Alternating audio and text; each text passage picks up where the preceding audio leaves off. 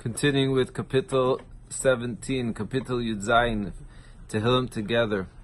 And I want to tell you an amazing thing about Tehillim together. Here we are, standing before Matan Torah, accepting of the Torah. One of the most important prerequisites and the conditions to receive the Torah is Ish Echad Belev Echad, coming together.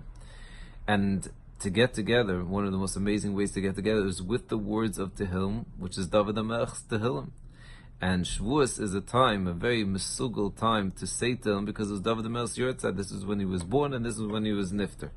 So what more powerful way can we go into this Yantiv with this Tehillim together, and to specifically the end of this kapitel, the last pasuk, David HaMelech says, Ani b'tzedek echazeh panecha.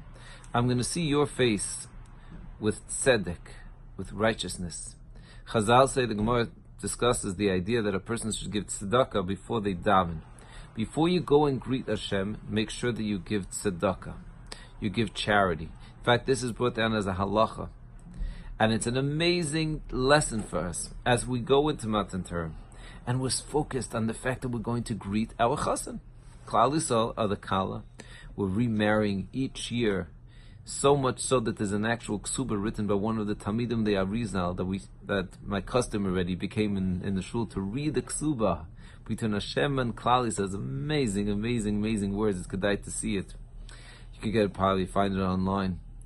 But what's more perhaps amazing is that there's a prerequisite, there's a condition that we need to make sure we have before we are busy greeting Hashem, before we're being able to see Hashem eye to eye, like a chassan and a kala. Rashi explains in Shir Hashir, and that is Ish Echad Belev Echad, is to make sure that we're united.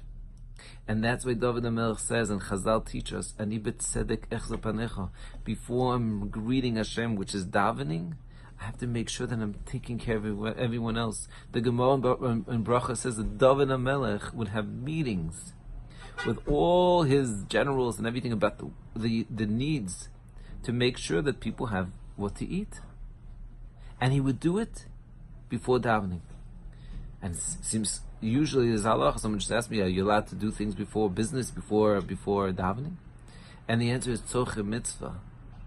Cheftei shamayim, something that's a need, a public need, a spiritual need, a mitzvah, but especially when it comes to other people, that you do before davening. Why? Because before you greet Hashem, you have to make sure that everyone is united, that you're caring for everyone else. Because that's so much more of a powerful greeting. If Hashem sees that only a few people showed up, but where's everyone else? Oh, they couldn't come. They couldn't come to the wedding. They didn't have the right suit. They couldn't afford a suit. Hashem says, the wedding is canceled. But if we want to have the best wedding, Ani b'tzedek echzeh panecha. Have an amazing Yantiv.